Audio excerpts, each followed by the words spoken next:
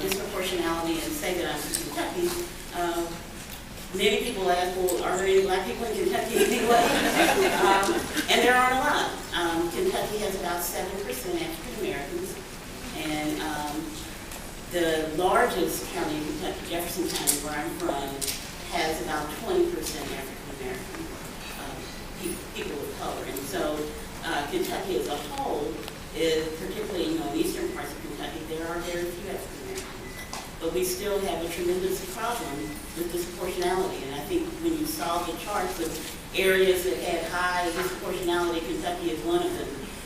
For the state, it's 18% of the children in care are African American, with the population being 7%.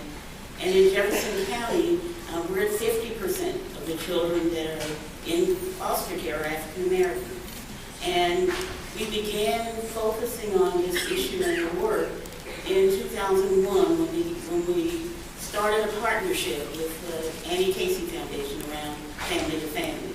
So I'm going to talk a little bit about the work that's happened and some of the results we've seen, some of the strategies and practice changes that have happened, and then leave time for you to hear, which I think you will tremendously appreciate, both the personal story and the journey to leadership that Teresa has experienced and continues to share with other parents. I think it gives us tremendous hope for the benefits of this work and inflates the passion that I have, and I think you will have, for making sure that every family and every child has an opportunity to reach their full potential.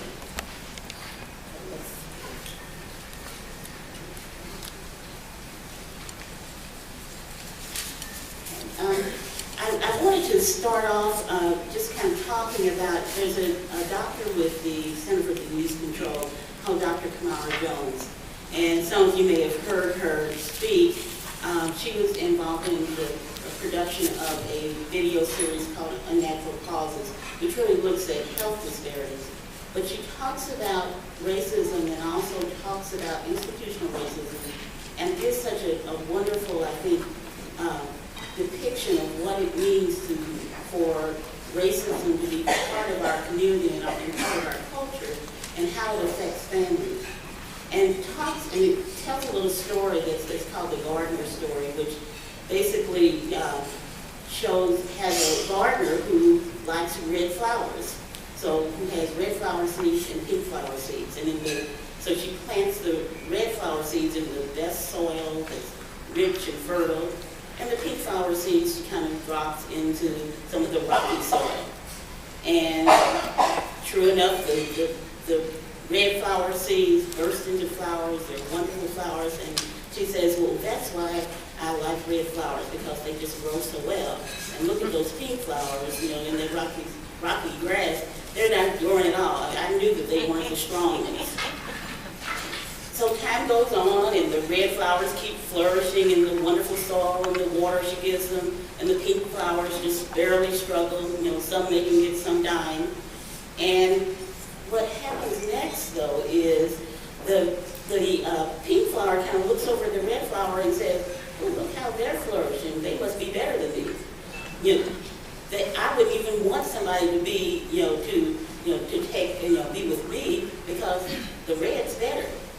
And it kind of talks about the way that racism permeates all of us. And the fact that institutional racism, by having a better soil, fertile soil, the things in place for the red flower to grow, really helped that red flower grow. And so that red flower had privileges that the pink flower didn't. And over time, the cumulative effect of those privileges really helped the red flower to prosper, but the pink flower, did not prosper and struggled, and some of them died. And what the pink flower internalized then goes on, even if someone wanted to help the pink flower, it might push them off saying, well, you're better off helping the red flower because I can't do that.